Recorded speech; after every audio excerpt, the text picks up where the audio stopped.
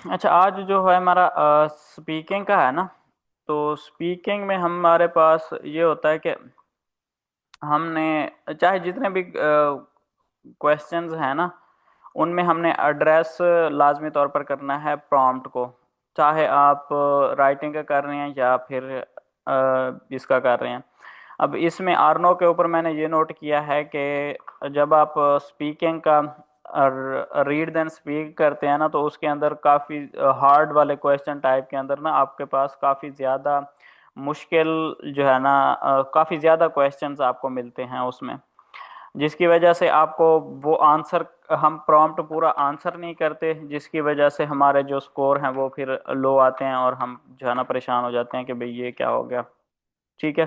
तो आज हम इसकी एक दो प्रैक्टिस करके देख लेते हैं और कोशिश करते हैं कि हम जितना जल्दी हो सके या जितना हो सके हम उसको पूरे प्रॉम्प्ट को एड्रेस करने की कोशिश करेंगे विदाउट एनी मिस्टेक्स और without any repetition of words.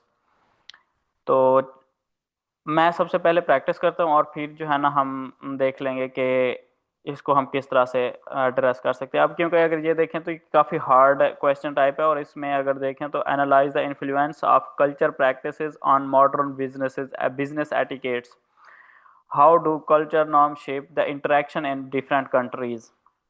यानी कि जो कल्चर्स होते हैं वो बिजनेसेस के ऊपर कितना जो है ना अफेक्ट करते हैं। Can you provide example of businesses practices that very significantly across the culture. अब ये क्वेश्चंस अगर देखेंगे तो यहाँ पे ये एक दूसरे के इंटरकनेक्टेड भी होते हैं। ठीक है। अब अगर आपने फर्स्ट क्वेश्चन चूज किया है, how do the culture norms shape, अब इसको आंसर करने के लिए तो आप एक एग्जाम्पल देंगे। ठीक है। और एग्जाम्पल यहाँ पे उस उन्होंने एग्जाम्पल मांगी हुई है। और नेक्स्ट अगर देखें, what are the challenges and benefits of adopting different culture norms in international businesses. ठीक है। अब यहाँ पे उसने बेनिफिट्स और चैलेंजेस की बात की है कि वो क्या चैलेंजेस होते हैं कि जो कि कल्चर इम्पोज करता है बिजनेस के ऊपर, जब हम हमारा बिजनेस जो है ना वो इंटरनेशनली जो है ना ऑपरेट कर रहा हो। How can professional prepare them self to navigate through culture differences. अब यहाँ पे देखें तो इसमें वो चैलेंजेस की बात कर रहा है कि किस तरह से अपने आप को जो है ना कि एक किस्म का वो चैलेंजेस को ही अडॉप्ट करेंगे या प्रिपेयर करेंगे अपने आप को, ताकि जो बेनिफिट्स हैं उनको हम अच्छे तरीके से ग्रैब कर सकें। तो इसमें जो चीज़ मेरे जहन में आ रही है वो ये है, हम इसमें इस तरह का बात करेंगे कि जो जापानीज़ वर्क कल्चर है या बिजनेस से किस तरह से रन हो रहे होते हैं, जापानीज़ चाइनीज़ मॉडल है और यूनाइटेड स्टेट्स के अंदर किस तरह का मॉडल है। हम यहाँ पे ये देख सकते हैं उसका सैम्पल आंसर भी। Culture norms shape business interaction including communication and decision making. ठीक है। अब ये एक पॉइंट है जो कि हम ऐड कर सकते हैं। ठीक है। In Japan hierarchy influence business interactions. ठीक है। अब इसका मतलब ये है कि हिरार्की जो है, जैसे मैनेजर लेवल के बंदे हैं वो ज़्यादा जो है ना इन्फ्लुएंस करते हैं या बिजनेस इंस्ट्रक्शन के ऊपर ज़्यादा इन्फ्लुएंस करते हैं, उनकी जो है ना बात ज़्यादा सुनी जाती है। While in USA there is a more egalitarian approach. अब ये यानी कि एलिटेरियन अप्रोच का हम मीनिंग देख लेते हैं कि egalitarian believing in based on the principle that people all equal and deserve equal rights. अब यहाँ पे ये क्या है कि यानी कि जापान के कल्चर के अंदर क्या है कि जो बिजनेस इंटरेक्शंस हैं उनमें ज़्यादा बात किस बंदे की वैल्यू को दी जाती है। अब जापान में ज़्यादा वैल्यू उस बंदे को दी जाती है जो कि हायरार्की में ज़्यादा हो, यानी कि मैनेजर है तो उसकी बात को वैल्यू ज़्यादा मिलेगी। लेकिन यूएसए के अंदर क्या है कि सबको जो है ना बराबर वैल्यू मिलती है। अगर कोई आइडिया देता है किसी बिजनेस के हवाले से या कम्युनिकेशन के हवाले से, तो ज़्यादा जो है ना वो उसको वैल्यू दी जाती है या बराबर वैल्यू दी जाती है। हायरार्की को जो है ना कंसिडर नहीं किया जाता। अब ये एग्जाम्पल के तौर पर उन्होंने यहाँ पे दे दी। नेक्स्ट उन्होंने क्या है, high context culture like Japan, implicit communication unlike low context culture such as Germany which explicitly communication. Japan explicitly implicitly communication. Unlike low context culture such as Germany use explicit communication. अच्छा, ये implicit और explicit communication का मुझे अभी idea नहीं हो रहा, लेकिन ये यानी कि हम असल में बेसिकली पॉइंट ढूंढ रहे हैं कि इसमें हम क्या लिखें कि जब बोलें ताकि हमारा जो रिस्पॉन्स है वो अच्छा है.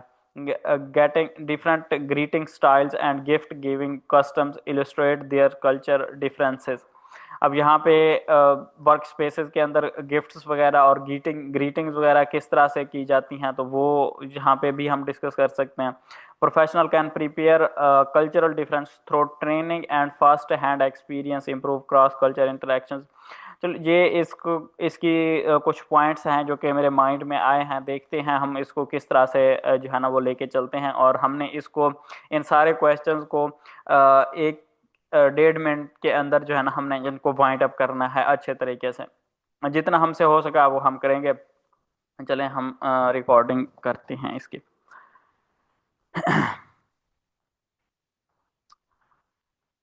Influence of culture practices on modern business etiquettes is very great. Culture norms always shape the business interaction, for example, in the communication and decision making.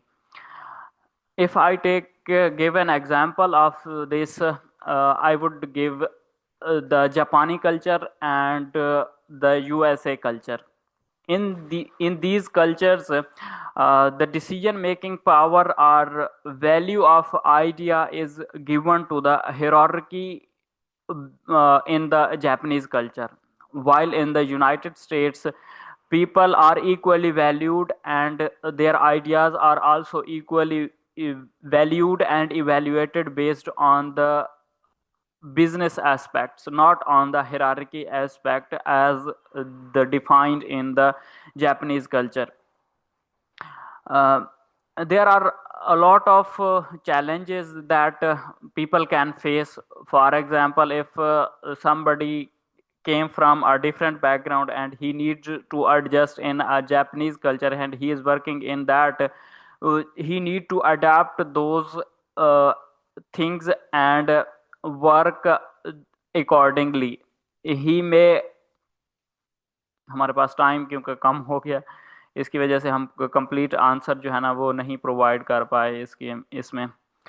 लेकिन अगर इसमें आपका जो वो है, अगर आपने ग्रामेटिकल मिस्टेक्स कम की हैं और आपने अगर ये देखें हमने सिर्फ जहाँ तक एड्रेस कर पाए हैं ये हमने नहीं किया लास्ट वाला. लेकिन इसमें देखें तो यहाँ पे ग्रामेटिकल मिस्टेक्स बहुत ही कम होंगी. अगर हैं तो हमारे पास कितनी हैं, 7 है हमारे पास.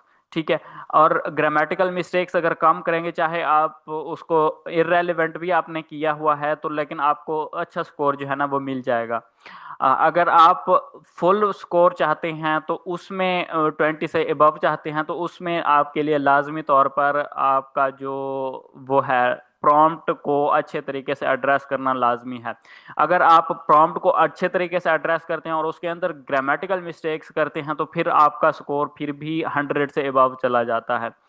तो ये चीज़ें हैं कुछ जो मैंने नोट किए हैं while scoring these kind of things. अगर आपका किसी का कोई क्वेश्चन है तो वो पूछ लें अभी इससे रेलेवेंट.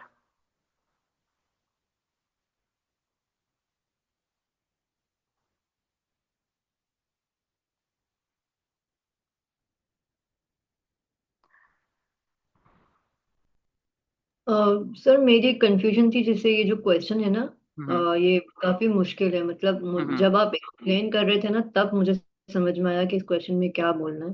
बट हाँ जी. जब मैंने रीड किया था मुझे समझ ही नहीं आया कि इसमें बोलना क्या है। तो ऐसा अगर कुछ हो तो हमें क्या करना चाहिए इन दिस सिचुएशन, कि इन हमें दिस क्वेश्चन सिचुएशन रीड कर हमें समझ नहीं। अगर आप हाँ। ओरिजिनल टेस्ट में हैं तो फिर आपको जो भी समझ आ रहा है ना, आप इस तरह से हम्म। कह सकते हैं कि I don't know about that topic very much but in my opinion these kind okay. Of things can be happen, यानी कि ओके। जो है ना वो हो सकती हैं. अब उसके अंदर उन्होंने आपकी इंग्लिश चेक करनी है, बल्कि उन्होंने आपका जो वो है इसमें जैसे मैंने बोला ना कि अगर आप प्रॉम्प्ट को पूरी तरीके से एड्रेस नहीं करते और आप की ग्रामेटिकल मिस्टेक्स हम्म। रेस्पॉन्स के अंदर नहीं है, तो फिर भी आपका स्कोर जो है ना वो अच्छा आ जाता है। ठीक है। जैसे मुझे ना ये क्वेश्चन रीड करते वक्त मुझे ये समझ में आया कि शायद हमें ये देखना है कि ना, अगर हम कहीं अपना कोई बिजनेस ओपन करना चाहते हैं तो हम्म। हमें पहले कल्चरल उनकी प्रैक्टिसेस क्या है उसको देखना पड़ेगा कि वहां पर हमारा बिजनेस रन होगा या नहीं होगा। मुझे फर्स्ट ग्लैंस में मतलब मुझे ये चीज समझ आई, बट जब आपने एक्सप्लेन किया, जब आप बोल रहे थे उस वक्त मुझे क्लैरिटी हुई कि नहीं, नहीं, बिजनेस आपकी कल्चर बात के अंदर आपकी बात भी काम करते वक्त क्या डिफरेंसेस है वो देखना है। आपके आपकी बात वो भी ठीक है, वो भी हम ऐड कर सकते हैं। ये आइडियाज जो है ना, अगर मैं दोबारा इसमें देखूं तो यहाँ पे देखें, ये एग्जाम्पल 2 है, एग्जाम्पल 3 भी यहाँ पे दी गई है। Culture modern business etiquettes professional must be aware of different effective operate in a global. अच्छा, इसके पॉइंट्स पढ़ लेते हैं। Culture practices modern etiquettes professional need to understand these work globally, और decision making varies across the culture. अब यहाँ पे देखें तो वो डिसीजन मेकिंग है वो वेरीज करती है अक्रॉस द कल्चर। अब फर्ज कर, अच्छा इसमें आपके एग्जांपल इसलिए ठीक है कि जब हम कोई बिजनेस ओपन करते हैं तो कल्चर का ख्याल रखते हैं। आपकी बात हम्म। बिल्कुल ठीक है। उसकी एग्जांपल अगर हम इस तरह से देंगे ना तो वो बेस्ट हो जाएगी। वो कैसे, कि पाकिस्तान के अंदर क्या आप अल्कोहल का बिजनेस कर सकते हैं? नहीं, क्योंकि यहाँ इतनी यूज में हमारा कल्चर नहीं है ना ये अल्कोहल का। हाँ, अब ये हम्म। देखें, ये एग्जांपल बिल्कुल फिट आ गई है यहाँ पे। ये सही। अब ये अब चीज डिस्कस कर रहे हैं रनिंग बिजनेस के अंदर और इस तरह की चीजों के अंदर। लेकिन हाँ। हम क्योंकि बाउंड नहीं हैं, कोई भी हम एग्जांपल दे सकते हैं, क्योंकि हमने प्रॉम्प्ट को एड्रेस करना है। हमारे माइंड में जो हम्म। भी चीजें आ रही हैं ना वो हम कर सकते हैं। अब यहाँ पे अगर मैं इसी को आपके जो रेस्पॉन्स है उसके हिसाब से अगर दूंगा ना, तो फिर भी हमारा जो स्कोर है वो काफी अच्छा आएगा। ठीक ठीक, ओके, सही हो गया। आप मैम रेस्पॉन्स देना चाहेंगी अपना? नहीं नहीं सर, अभी आप लोग ही करें, मैं बस देखूंगी कि आप लोग किस अच्छा। तरीके से दे रहे हैं। Yes, culture practices are greatly influence on the businesses. For example, if I want to open a new business in the Pakistan related to alcohol. I could not open that business because of the culture norms. Uh, in Pakistan, Pakistan is Muslim majority country, and its government does not allow to open a alcohol related business. So it shows that the culture of Pakistan is not allowing the business to run here, but in United States or other European countries, you can open that business very easily. There is no restriction on it. So this example shows how our culture practices influence our businesses, and this also shows that the challenges that we can face when we came across through the uh, cultures. And it also have some benefits. For example, in if we open a business, alcohol business in United States, it will get more revenue as compared to opening in Pakistan. So it is very true that culture practices influence on business etiquettes.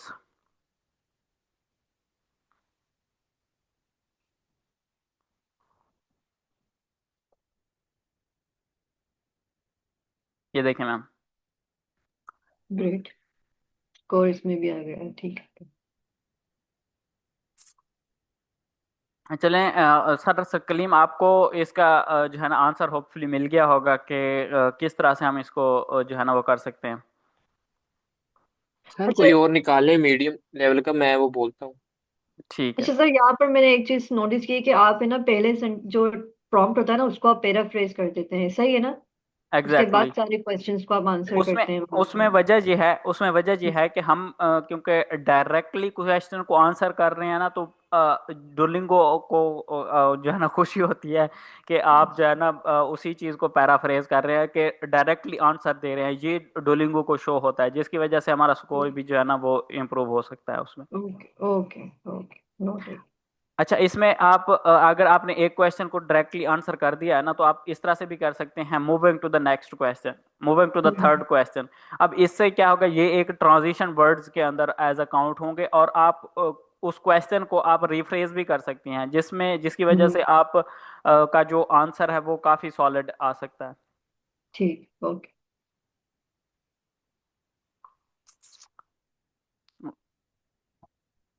Ji sir, आप देख रहे हैं सवाल? थोड़ा सा zoom कर दें screen को। ओके।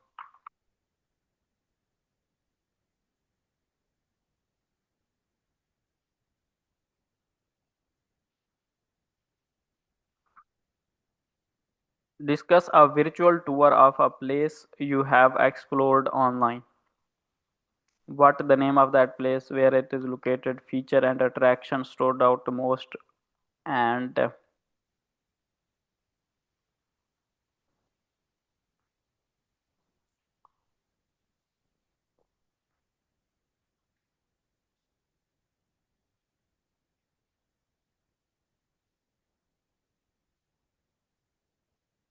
अच्छा, एक और चीज मैंने नोटिस की कि इसमें हमारे पास सोचने का टाइम नहीं है ना। बस नहीं, इसमें जैसे है, हमारे इसमें हिसाब इसमें है। है मेरे ख्याल से, शायद हाँ वो मेरे ख्याल से है 20 सेकंड। ये जब अगर है मैं ना, इसको रिफ्रेश तो करूंगा इस ना, तो ये अगर इसमें वो है, आ रहा है ना, तो 20 सेकंड है, ये हाँ देखें। हाँ, है 20 सेकेंड है इसमें, सही है। सर ये टाइम खत्म होता है तो रिकॉर्ड नो पे क्लिक कर देना। ठीक है।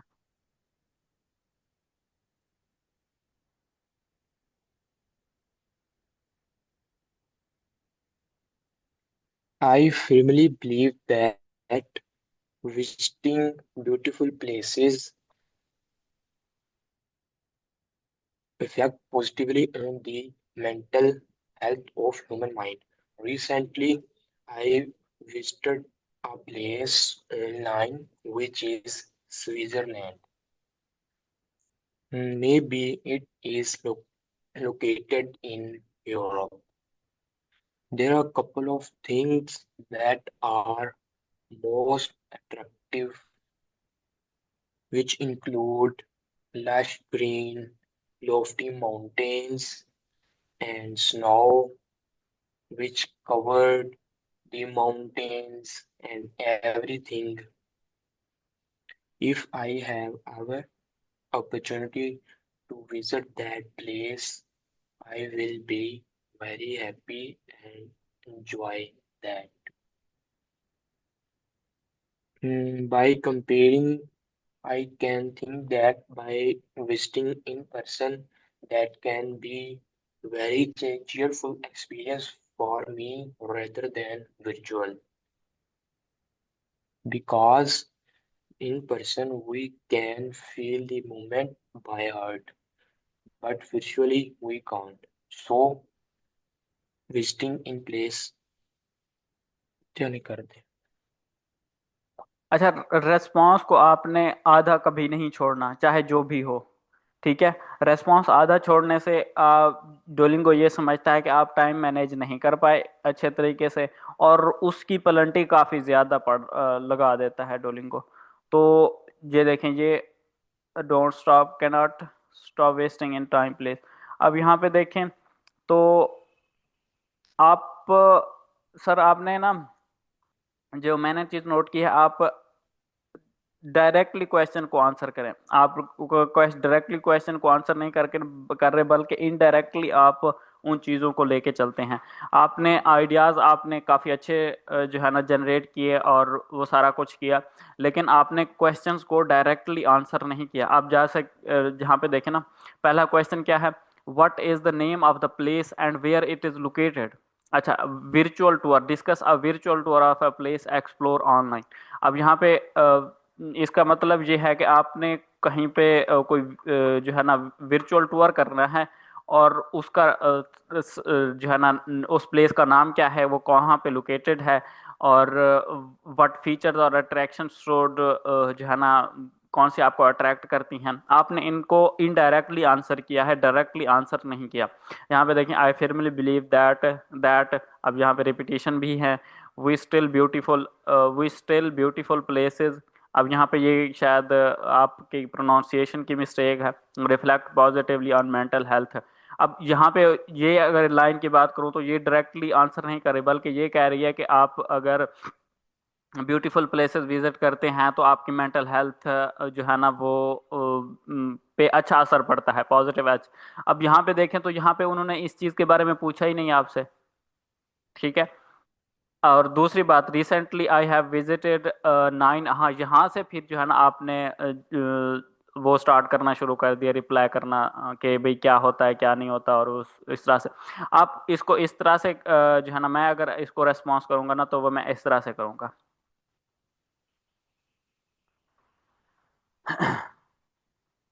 If I had an opportunity to have a virtual tour of a place, that would be my university in the United States. I want to get a virtual tour of Stanford University, which is located in United States, but I don't confirm the state of that university because I never been there. Because it is a famous university, I want to visit its libraries and labs, specially related to the computer science, because I want to know why these labs are generating or making students world class professionals, how these professionals become world class professionals. I want to know that. And these virtual experience can give me the only the visuals of that place, but not the actual visit or the actual lessons of that place. I am interested in to visit that place because I want to know how these labs are other libraries are helping the students to become a world class professional.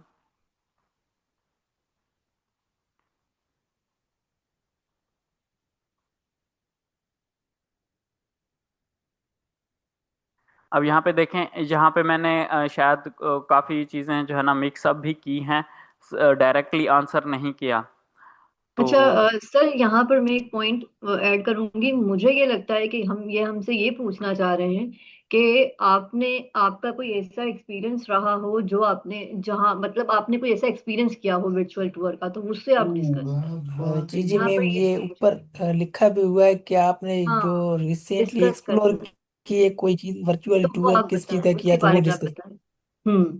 तो ऐसे question में शायद हम अपना believe या ये चीज नहीं बता सकते, आई थिंक, मुझे जहां तक ये लगता है। एग्जैक्टली। तो सही है। हाँ सही जी, है। ऐसा ही है। Add one or more concrete detail, for example, for lab name or particular library feature to make it answer more vivid. अच्छा, इसमें 10 ग्रामेटिकल मिस्टेक्स भी हैं, हमने की हैं। और हाउ डी दीज, और कोशिश यही करनी चाहिए कि आप जितना को जो है ना हो सके आप इन क्वेश्चंस को आंसर करें और डायरेक्टली आंसर करें, ठीक है। और उसमें एग्जाम्पल अगर आप दे सकते हैं तो वो बेस्ट है इसमें। तो सर इसमें जैसे मैंने बोला था, आई firmly बिलीव दैट, ये इस तरह का कुछ भी नहीं बोलना चाहिए, क्योंकि इसमें एग्री डिसएग्री ओपिनियन पूछते नहीं मेरे ख्याल से। हाँ, इसमें वो नहीं पूछते, वो आप जिस टाइप का आपके पास प्रॉम्प्ट है ना, आप उसी हिसाब से अपने जो है ना आंसर है उसको स्ट्रक्चर करें। अब यहाँ पे जैसे किया हुआ है ना कि अ वर्चुअल टूर रिसेंटली, तो फिर इसको जैसे मैम ने कहा ना कि I had an opportunity to visit, अच्छा यहाँ पे मैंने ये समझा कि भाई ये मैं अगर पूछ रहा है करूँगा कि अगर तो। होता तो। हाँ। हाँ, हाँ। यहाँ पे था कि भाई virtual tour place had you explored online, जो आपने एक्सप्लोर की है, तो वो वहाँ हम्म। पे यहाँ पे मैं डायरेक्टली इस तरह से स्टार्ट कर सकता था कि recently I explored a virtual I had a virtual tour of Stanford University where I have explored uh, different labs and libraries। And अच्छा, अब जो है ना फिर मैं where it is located in the United States, eastern United States, और जो भी इसमें आप कह सकते हैं in the United States. And आज फिर आप इसके फीचर्स के बारे में बात करते हैं। फीचर्स में आप लाइब्रेरीज और उस उन्हीं को ही उठा लेते, और उसमें स्टूड आउट टू यू, क्यों stood out to you, because I want to see that how these libraries are helping the students to become a world class professionals. और इस तरह से हम उसको जो है ना फिर डिजाइन कर सकते थे। और सर यहाँ पर मैं एक और पॉइंट ऐड करूंगी कि जो सर कलीम ने पूछा ना कि क्या इसमें हम अपना ओपिनियन नहीं दे सकते, तो मेरे ख्याल से हम दे सकते हैं, बट इट डिपेंड्स क्या क्वेश्चन टाइप क्या है। जैसे इससे पहले वाला जो क्वेश्चन था जो सर ने जो रिस्पॉन्ड किया था वो था एनालाइज करना। तो एनालाइज करने में मेरे ख्याल से हम अपना ओपिनियन दे सकते हैं, क्योंकि हर किसी का एनालिसिस डिफरेंट होता है ना दूसरे एनालिस दूसरे बंदे से। तो उसमें शायद हम अपना ओपिनियन दे सकते हैं। अच्छा, इसमें ना एक मैंने पीडीएफ बनाई थी, उसमें आप देख सकते हैं कि किस तरह से हम उसको स्ट्रक्चर कर सकते हैं अपने अगर मैं अभी फुल ढूंढ लूँ वो।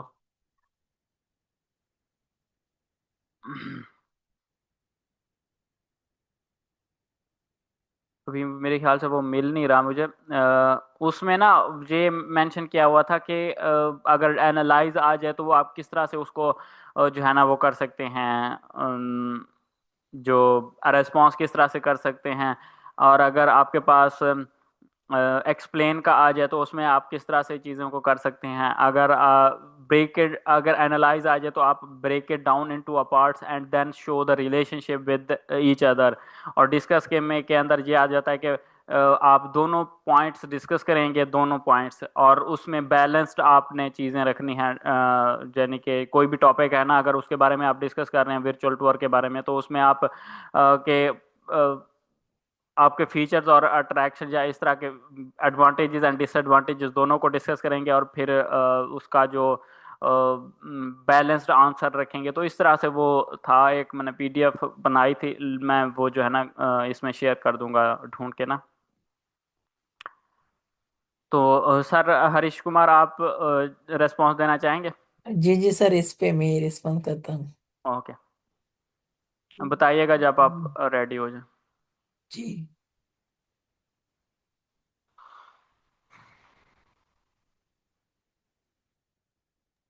ओके सर, ऑन कर दे recording. Recently, I did a virtual tour of a country called Switzerland. Switzerland is the world most beautiful country on the earth.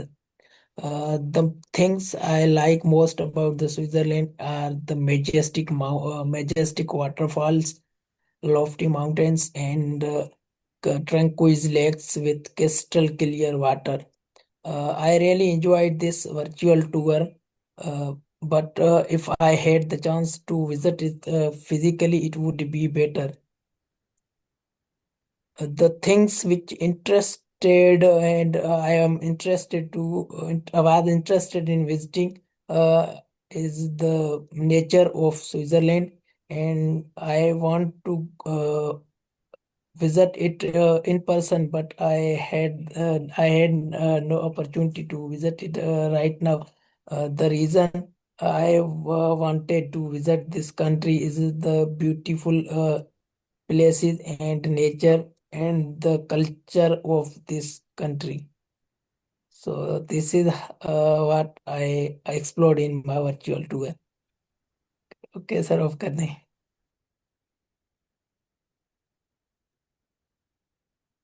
आपने रिपीटिशन काफ़ी की है वर्ड्स की ना। जी जी सर।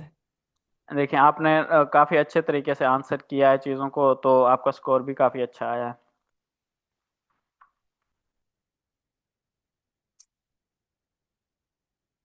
और आपकी ग्रामेटिकल मिस्टेक्स भी जो है ना वो बिल्कुल कम है। तो स्विट्जरलैंड और ट्रंक्वल।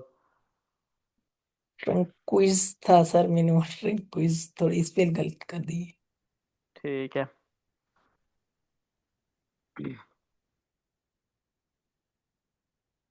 क्योंकि सर इसमें टाइम थोड़ा कम होता है तो हम्म। चीजें वो ज्यादा हम अंडरस्टैंड नहीं कर पाते, और सोचने भी एग्जैक्टली। थोड़ा टाइम लगता है, तो एक टाइम और बोलने में। हाँ, और इंटरैक्टिव स्पीकिंग के अंदर भी यही टिप है आपके पास कि आप जो भी आपसे क्वेश्चन किया गया है ना, आप उसको डायरेक्टली आंसर करें। आपने ये नहीं सोचना कि मैं इसमें ये चीज़ ऐड करूं या ये चीज़ ऐड करूं, तो आपने डायरेक्टली बस आंसर कर देना है। हम इंटरेक्टिव रीडिंग स्पीकिंग के अंदर भी हम प्रैक्टिस का एक मैं देख लेता हूं, और नेक्स्ट फिर आप लोगों का जो है ना हम रिस्पॉन्स लेंगे। Tell me about someone who gave you helpful advice. Last week, my father gave me advice related to my career. Currently, I have completed my matriculation and I am choosing the right career for myself. So, I am considering computer science, but I got the advice from my father. He also encouraged me to apply in computer science. So, I am going to stick with the computer science field and build a career in it. I see. I have another question. How did this advice help you? This advice helped me in different ways, because my father is the person who lived my whole life with me, and he knows what are my interests and dislikes are. So this advice really helped me in in my career, and I am very confident to be a computer science scientist in future. I see. Let me ask you another question. Describe a situation when you gave advice to someone else. Last week, I met with my cousin who was struggling with the up with his project. He was trying to build a pipeline for the project. Because I am a software engineer and I know how to build pipeline, I gave advice to learn it from the chat GPT, and he did that, and he got succeeded in that. I see. I've got a different question. Why might some people be better at giving advice than others? Some people are better in giving advice because they have a great experience in that field. For example, my friend who is a software engineer from previous 20 years, if I found any bug in my application that I am developing, I seek advice from him, and he always gave me the precise advice with examples.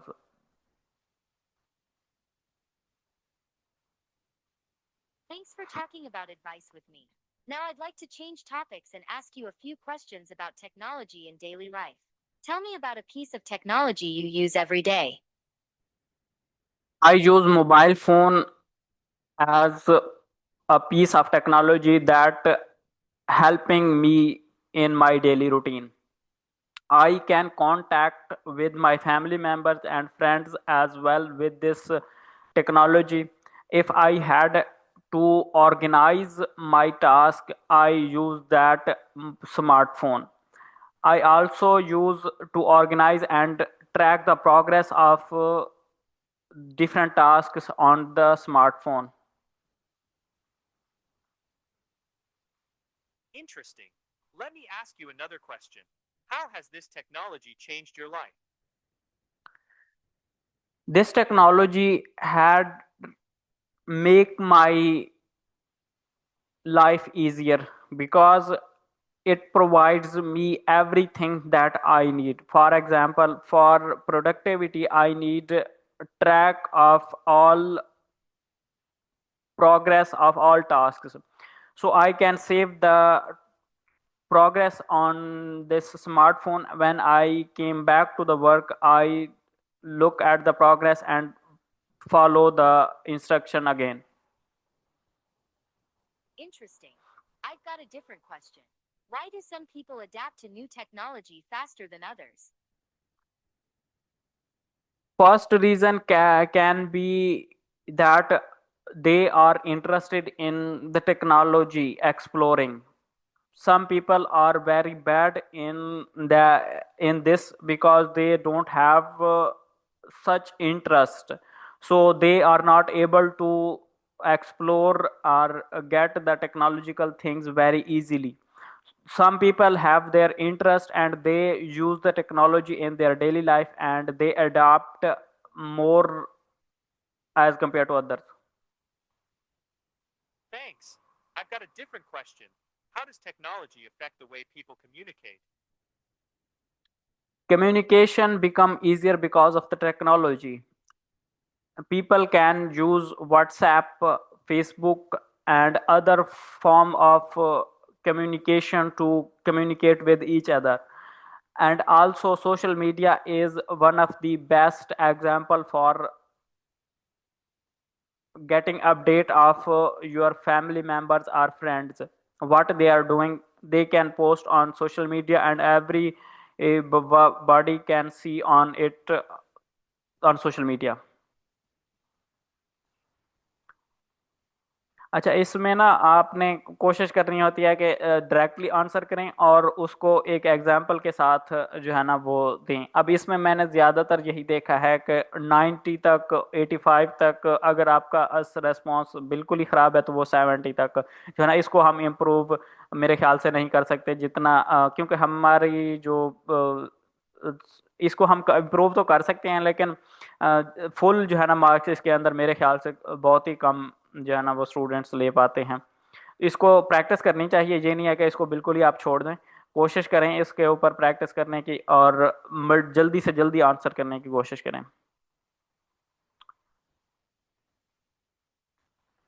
अच्छा जी, make decision clear choosing computer science. अच्छा जी, के full addresses all parts of the prompt with relevant examples, give concrete peoples and situation, father advising career, cousin solving a project with using from smartphone, make a clear decision about computer science, one or two specific details or reason to deepen your answer, for example one concrete benefit of studying computer science। ये देखें, ये चीज़ मैंने miss कर दी। और one step that cousins project, तो वो भी हम ऐड कर सकते हैं। बाकी इसमें कुछ ग्रामेटिकल मिस्टेक्स होंगी जिसकी वजह से स्कोर जो है ना वो काफ़ी कम आया। सर इसके सिंपल आंसर्स नहीं शो होते हैं क्या नीचे? होते हैं तो इसमें। वो चेक करें उसमें कितना रिस्पॉन्स आ रहा है, क्या स्कोर आ रहा है उसमें? ऑलमोस्ट की तो कोई नहीं है लेकिन लोगों के हैं जहाँ पे ये देखें 100 to 150 15 है और mostly top of the list यही है। अच्छा जी, tell me about something who gave you helpful advice. My professor gave me helpful advice recently, he has extensive teaching experience, he told me that अच्छा he told me that speed is critical for a smooth roll. It is fast sound very become messy, but it is too slow, you will hear individual strokes instead of continuous sound। तो ये answers आप जो है ना दोबारा नीचे खुद भी पढ़ सकते हैं। हम अपना रेस्पॉन्स देखते हैं कि उसमें हमने क्या क्या मिस्टेक्स की हैं। हमारी मिस्टेक्स जो है ना वो क्योंकि हम जल्दी जल्दी में आंसर करते हैं तो इसलिए मिस्टेक्स हमारी काफ़ी ज़्यादा हो जाती हैं। ये देखें 27 मिस्टेक्स जो प्रीपोजिशंस की और वर्ड फॉर्म की हमारी हो गई हैं, और इनको अगर हम ठीक करें तो भी हमारा स्कोर उतना ही रहा है, चेंज नहीं हुआ। पर्सनलाइज्ड आंसर में हमारा जो स्कोर है वो 100 to 115 तक चला गया। अब last week gave advice related to my career. Currently I have just completed my matriculation, I am deciding on a career. My father encourage me to choose computer science because it is strong job perspective and. अब यहाँ पे benefit मैंने mention नहीं किया, benefit में जो मुझे जो है ना मेंशन करना चाहिए था, क्योंकि आप जब भी कोई आपसे आप एडवाइस लेते हैं ना तो उसका कोई ना कोई तो बेनिफिट होता है आपको पर्सनली या जो भी है। तो उसमें किसने दी और किस बारे में दी और उसका क्या बेनिफिट है, अगर हम ये करते तो हमारा जो है ना स्ट्रॉन्ग रिस्पॉन्स बनता। How did the advice help you, किस तरह से इस एडवाइस ने हेल्प की। in different ways, lived in my whole life and knows better thing, improved my career, it improved my career perspective and made me confident I can become a computer scientist। ठीक है, अब ये दो benefit यहाँ पे उसने दे दिए कि भी किस तरह से उसने हेल्प की मुझे। और उसके बाद let me ask another question. अच्छा, describe a situation where you gave advice. अब ये एक एडवाइस है और उसको किस तरह से हेल्प की, तो ये जो है ना उसमें आ जाता है। I met with a cousin struggling with the trying to pipeline because I am software engineer, I know how to build, I gave advice to learn from a ChatGPT, he followed my advice and succeeded. or some people are better in giving advice because they are extensive experience, they have extensive experience. For example, my friend has software engineer 20 years, I found a bug and I am developing, I seek advice from him, he always me clear example based solutions। ठीक है, तो अब ये example आपने बताया क्यों, और उसके बाद आपने उसकी एग्जाम्पल दे दी दो, तो ये स्ट्रेट आंसर है। यूज कौन सी टेक्नोलॉजी और क्यों हेल्प कर रही है, आपके डेली रूटीन के अंदर हेल्प कर रही है, और कौन से डेली रूटीन्स हैं जो कि आपके अंदर हेल्प आउट कर रही है, वो ऑर्गेनाइज और टास्क है और communication with your family friends हैं। ठीक है, ये दो टास्क हमने कंप्लीट किए, कोशिश की। Let me answer. अच्छा, how this technology change this life. Technology has made life easier because it provides everything need for productivity. I can track the progress of my task, and I save progress on my smartphone, so when I return, I see I left off the follow the instructions। ठीक है, अगर आप कोई करना चाहेगा practice तो हम कर लेते हैं। जिस सर कलीम, इसमें से आपका कोई क्वेश्चन है तो वो आप पूछ लें। सर इसमें यही है कि वो जब आप कहते हैं डायरेक्ट आंसर दो हम्म तो टाइम नहीं मैनेज होता, मतलब टाइम खत्म हो जाता है। हम्म अगर करते हैं तो वो कई दफा कोई ऐसा क्वेश्चन होता है जो डीपली एक्सप्लेन करना पड़ता है। हाँ, आपकी बात बिल्कुल ठीक है, इसमें हमारे पास टाइम की भी शॉर्टेज होती है और हम नहीं मैनेज कर पाते सही से, तो ये प्रैक्टिस से ही हमारा जो फ्लो है ये बनेगा। ये आप अब अगर मेरे देखें तो मैंने तकरीबन कितने 70 से 80 जो है ना वो रेस्पॉन्सेज दिए हुए हैं, सॉल्व किए हुए हैं ओवरऑल क्वेश्चंस, और आपने कितने किए हुए हैं वो भी देखें। अब ये स्ट्रैटेजीज जो मैंने बताई है ना, ये आप खुद अपने आप पे इम्प्लीमेंट करते हुए प्रैक्टिस करें। जितनी ज़्यादा प्रैक्टिस करेंगे उतना ज़्यादा आपका माइंड शार्प होगा, एग्जाम्पल्स ढूंढेगा और रेस्पॉन्स करने की कोशिश करेगा। तो इसी तरह से आप इस चीज़ को इम्प्रूव कर सकते हैं, और इसमें कोई मेथड नहीं है। जो मैंने टिप्स बताई हैं वो यही हैं कि डायरेक्टली आंसर करें आप क्वेश्चन को, और कोशिश करें। अब फर्ज करें आप खुद ही देख सोचें कि अगर आपके पास कोई बंदा आता है और आपको कहता है, कोई आपसे कोई सवाल पूछता है, तो कंप्लीट आंसर कब तब होता है, आप खुद जो है ना एनालाइज करें। अगर आपसे कोई बंदा ओपिनियन मांग रहा है या वो कोई प्रोसेस के बारे में बात कर रहा है, तो आप जब तक उसको बंदे को प्रोसेस को अच्छे तरीके से एड्रेस नहीं करते तो वो आपका आंसर जो है ना वो कंप्लीट कंसीडर किया जाता है। और उस कंप्लीट आंसर के जो है ना अगर कंप्लीट नहीं है तो उसका जो है ना फिर आपको पेनल्टी पड़ती है। और लेकिन आप कोशिश करें कि उसको कंप्लीट करने की कोशिश करें। जैसे अगर वाई का है तो उसमें आप कोशिश करें कि क्यों है और उसकी वजह बताएं। ठीक है, उसकी डायरेक्टली वजह क्या है, और वजह के साथ उसकी एग्जांपल साथ अटैच कर दें, तो फिर जो है ना ये आपका जो एड्रेस है वो कंप्लीट हो जाता है। एग्जाम्पल आपने हर इसमें कोशिश करनी है कि लाजमी देनी है। अब वो एग्जाम्पल बनाना उस क्वेश्चन के रेलेवेंट, वो आप प्रैक्टिस से जितना करेंगे तो उतना आपका माइंड शार्प होगा, और उस तरह से आप इस चीज़ को एड्रेस कर सकते हैं। जी सर, ऐसा ही मोस्टली नंबर आते ही नहीं है, बहुत बहुत कम नंबर होते हैं सबके, 100 तक ही होते हैं। बाकी सर एग्जैक्टली। मेरा क्वेश्चन है कि दिन में मतलब कैसे प्रैक्टिस करनी चाहिए, या सेपरेटली करना चाहिए या मॉक भी देना चाहिए?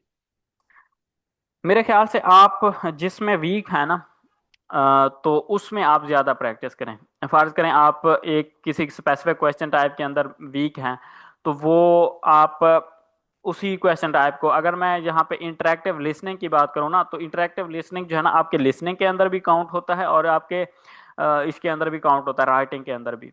तो ये आपको अगर ये वीक है तो इसका मतलब ये है कि आपकी राइटिंग के स्कोर भी खा रहा है जिस, और अगर आप इसमें लिसनिंग के अंदर हैं तो लिसनिंग के अंदर भी काफ़ी ये स्कोर खा रहा है। मैं आपको इसकी जो है ना एग्जाम्पल मैं दिखा देता हूँ कि किस तरह से मैं ये बात कर रहा हूँ। ये मैंने रात मॉक दिया था ड्यूरिंग द टेस्ट, ड्यूरिंग इसके, तो उसमें मेरे जो लिसनिंग के अंदर पहले 150 तक आते हैं।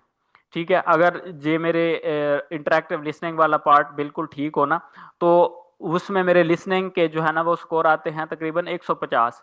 ठीक है, वो मैं आपको दिखा भी देता हूँ। अगर वो दूसरा मॉक था मेरे ख्याल से, हाँ मैंने जो रिसेंटली रीजनल वेबसाइट पे दिया है ना, तो वहाँ पे अगर देखें तो यहाँ पे इंटरेक्टिव जो लिसनिंग है ना, वो उसमें मेरे ये देखिए ये लिसनिंग के अंदर मैंने इंटरेक्टिव लिसनिंग के अंदर मेरे सारे जो है ना वो ठीक थे, और उसकी वजह से ये देखिए मेरे 150 लिसनिंग के अंदर आए। अब इंटरेक्टिव लिसनिंग के अंदर देखें तो ये मैंने रेस्पॉन्सेज जो है ना वो सारे ठीक दिए हैं, और जो आंसर हैं वो सारे जो है ना वो बिल्कुल परफेक्ट थे।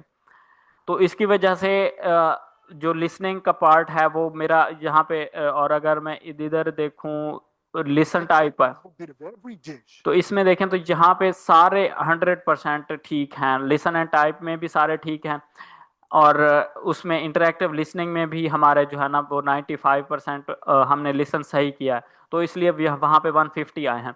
लेकिन अगर मैं कल वाले टेस्ट में देखूं तो उसमें आर्नो वाले मॉक में तो वहाँ पे जो 2 टेस्ट थे, और इसमें देखें तो ये 100% है, ये 100% लिसन टाइप ठीक है।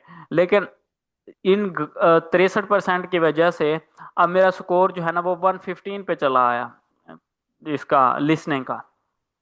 अब ये क्योंकि इसके ऊपर रिलाय कर रहा है, इसलिए ये जो है ना बिल्कुल ही उसने ये नीचे लेके आ गया है ये स्कोर्स को। अरे नहीं करे शरीर।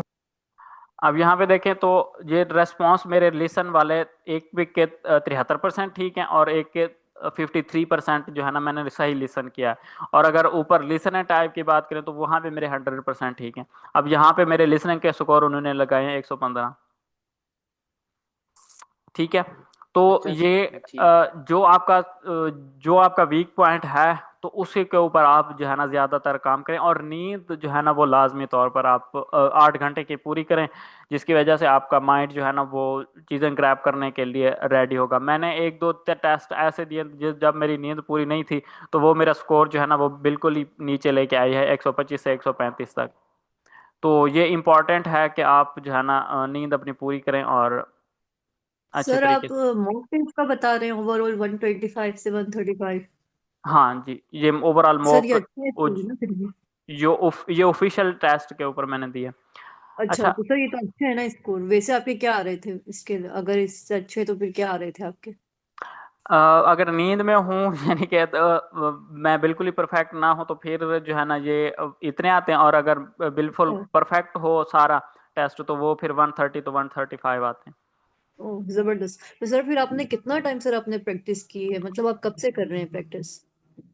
ये तकरीबन मुझे साल होने वाला है मैंने ओह, असल में जॉब्स वगैरह मतलब आप बीच में छोड़ते होंगे फिर शुरू कर देते होंगे इस तरीके से? अच्छा, दरवाजे पे कोई आया, मैं जो है ना आपको फिर कल आपके क्वेश्चंस की जो है ना आंसर कर दूंगा।